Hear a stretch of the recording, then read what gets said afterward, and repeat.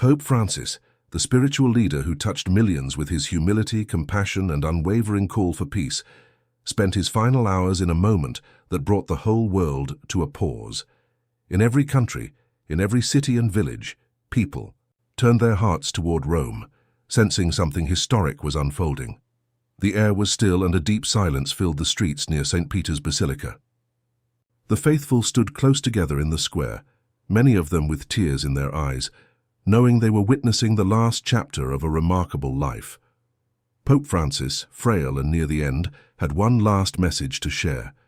This was not just a farewell, it was a message that shook the world. Even in his final moments, Pope Francis remained deeply connected to the people. He had always seen himself as a servant, not above others, but walking beside them. On Easter Sunday, despite his failing health, he stood on the balcony of St. Peter's Basilica and gave his final Urbi et Orbi blessing. His voice was weak, but each word rang out like a bell, clear and full of emotion. This blessing, usually given as part of tradition, became something much deeper. It was a gift, a goodbye, and a last prayer for humanity. His eyes, though tired, were filled with a light that moved through the crowd like a gentle wind. People wept openly, not just in Rome but across the globe as they watched on screens, united in grief and love. After the blessing, Pope Francis retreated slowly, each step filled with meaning. Behind closed doors, he met with close friends, advisors, and dignitaries. These were not political meetings or formal greetings. These were quiet moments filled with understanding, held in silence, with words exchanged through glances and gestures. There was a sense that these meetings were goodbyes, not just from a leader, but from a man who had given his life for peace, love, and the service of others. His presence, even in weakness, gave strength to those around him. That night, the Vatican became completely still. The corridors that usually echoed with voices and footsteps were now silent.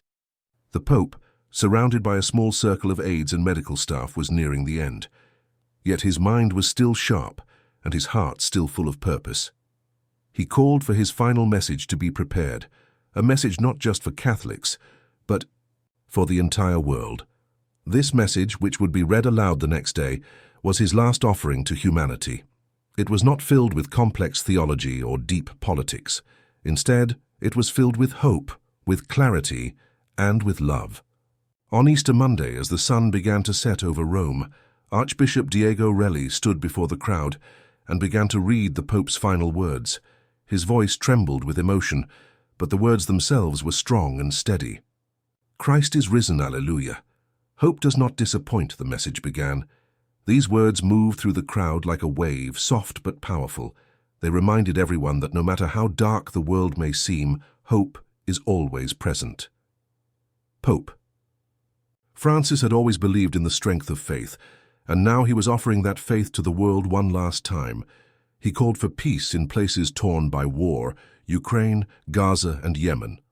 He spoke of children who suffer, of families divided by violence, and of the urgent need for dialogue instead of destruction. He asked world leaders to turn away from weapons and use their power to heal and uplift. He reminded everyone of the value of life, from its beginning in the womb to its natural end. He criticized the way society often throws away the elderly and the weak, and he asked all people to care for the earth, our shared home. These words struck deeply in the hearts of millions. They were not just parting words, they were a final mission. In churches and homes around the world, people lit candles, whispered prayers, and reflected on the life of a man who had never sought fame, but had gained love and respect through his gentle strength. Pope Francis had always stood with the poor, the lonely, and the forgotten. His message, even in death, remained the same: love one another, forgive each other, and never lose hope. His death was not just a loss for the Church, but for humanity.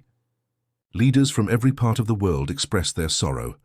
Bells rang out in cities far from Rome, flags were lowered. Social media, often a place of chaos and noise, was filled with quiet messages of remembrance and gratitude. The whole world seemed to hold its breath, united not just in grief, but in understanding. This man who had lived with such humility had brought people of all backgrounds together in a moment of shared humanity. Pope Francis had always challenged the Church to step outside its walls, to reach the poor, to listen, and to serve. His papacy was marked by his efforts to build bridges where others built walls. He spoke often about mercy, kindness, and the importance of seeing the face of Christ in every person. His final message captured all these things. It was not a farewell, filled with sorrow, but a message filled with strength. A call to keep going, to keep loving, to keep hoping.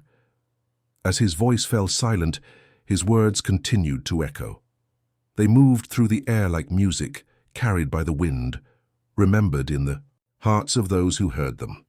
His message was clear. Even in death, love does not end. Faith continues, and hope, as he had always said, does not disappoint. In a world filled with fear and division, Pope Francis's final message was a light, a guide to help us move forward, not as strangers, but as brothers and sisters walking together. This is how he left the world, not with fear, but with faith, not with silence, but with a voice that continues to inspire.